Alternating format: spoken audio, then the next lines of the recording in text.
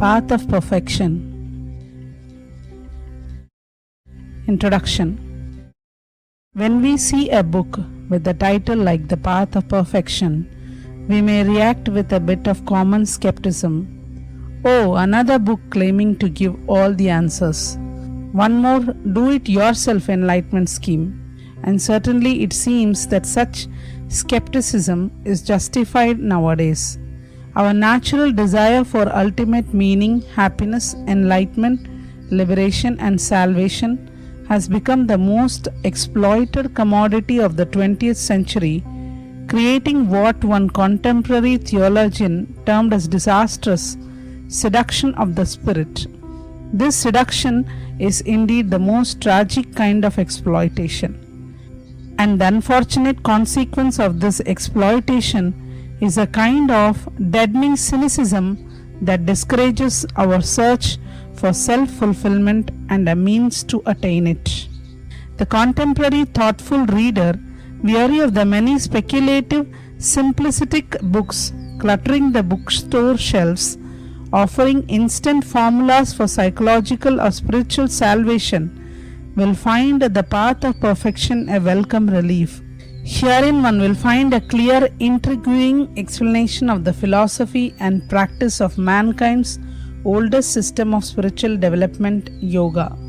Now the word yoga may conjure up an image of some skinny fakir contorted like a human pretzel, or perhaps a room full of corpulent matrons in black leotards struggling to stand on their heads in hope of improving their health, losing weight, or increasing their sexual powers. This is not what we mean by yoga.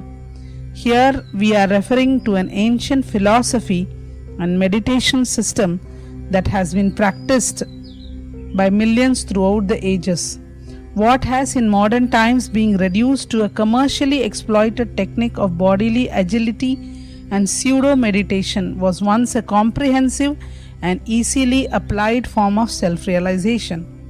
The path of perfection consists of a historic series of talks, elaborations on a previously published commentary by His Divine Grace A.C. Bhaktivedanta Swami Prabhupada on India's greatest spiritual classic, the Bhagavad Gita.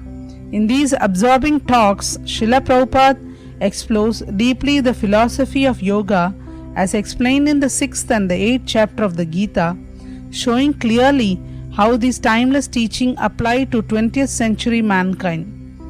Srila Prabhupada's talks probe questions concerning the nature of consciousness, techniques of meditation, karma, death, reincarnation, and even spiritual ecstasy. The Bhagavad Gita, described by one contemporary psychologist as a remarkable psychotherapeutic session, appears to us in the form of an extraordinary dialogue between Lord Krishna, the Supreme Personality of Godhead, and his warrior disciple Arjuna. Perplexed and confused about his identity and purpose, Arjuna turns to Krishna, who reveals the path of perfection to his able student. The essence of Lord Krishna's teaching is that one must become a yogi, that is, one whose life is centered on the practice of yoga. And what is yoga? The Sanskrit word yoga literally means union and refers to the union in love between the individual consciousness and the supreme consciousness, the self and the super self, the soul and God. Yoga is indeed the path of perfection because it aims towards this most exalted human attainment. In the Bhagavad Gita, we discover 4 basic varieties of yoga described. Karma yoga refers to the process whereby one performs his work for God without the selfish desire for personal gain. Jnana yoga is a process of elevation to spiritual consciousness through the cultivation of philosophical knowledge. The Ashtanga yoga system, of which the modern Hatha yoga is a watered down version, is a mechanical meditative practice meant to control the mind and senses and focus one's concentration on the Supreme. These 3 yoga systems culminate in Bhakti Yoga, the yoga of selfless ecstatic devotional love of God Krishna.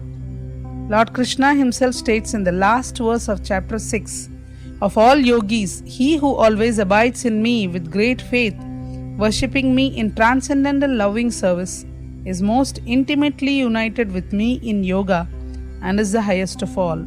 In the Path of Perfection, Srila Prabhupada offers a brilliant summary of the methods of Bhakti Yoga, revealing the universal applicability of this simple but all-inclusive form of yoga.